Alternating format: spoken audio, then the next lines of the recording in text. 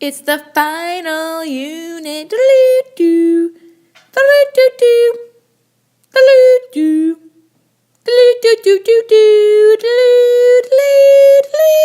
Do-do-do-do. Putting it all together. So looking for our common denominator so we can combine, add, subtract, and then actually solving. I'm not going to do A because A is actually a little bit easier. I'm going to start off with B. B as a boy.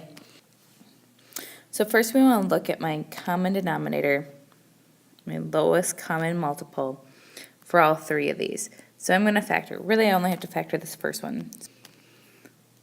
What I have here is x minus 1 on top over x plus 2, x plus 1. You don't have to do anything with this because this is already factored. And this one is already factored. Can't do anything with it. So when I look at this, I want to find my least common multiple. Once I find my least common multiple, I'm going to multiply both sides by that least common multiple. And if I look in the bottom left fraction, my least common multiple would be x plus 2 and x plus 1. So this whole thing gets multiplied into each term that we have there. Now I'm going to actually multiply it out. I'm going to push pause so all of a sudden it's going to pop up, but I don't want to write it all out. It's going to take a long time.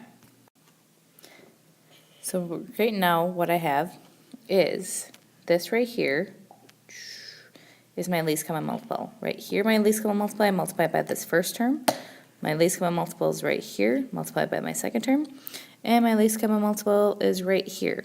Now the reason why we multiply by our least common multiple is because now, once you see this, is that these two can cancel out and these two can cancel out. So this first term is actually just x minus 1.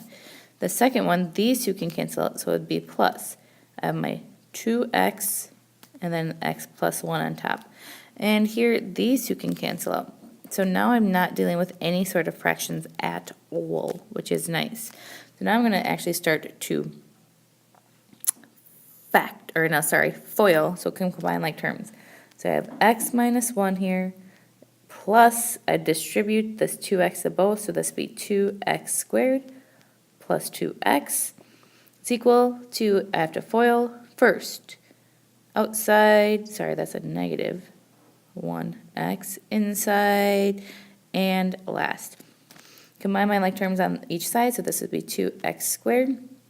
Here and here become plus 3x minus 1 equals x squared. Here and here becomes plus x minus 2.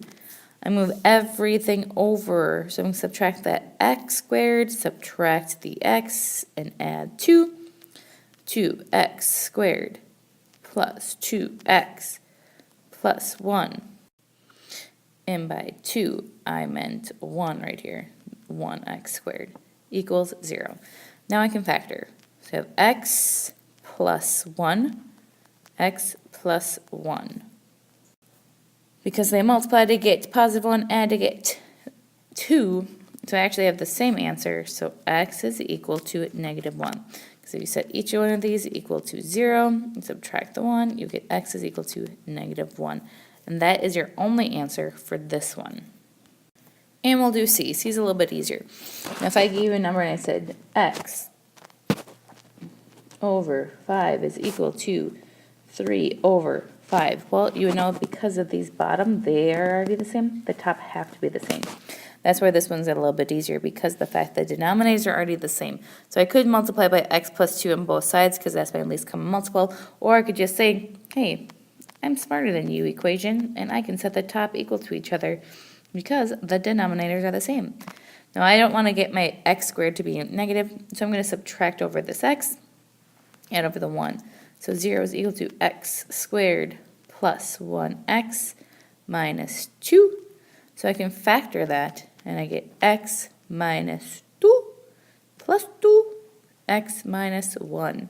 So x would be equal to negative 2 and positive 1. And there, that's it.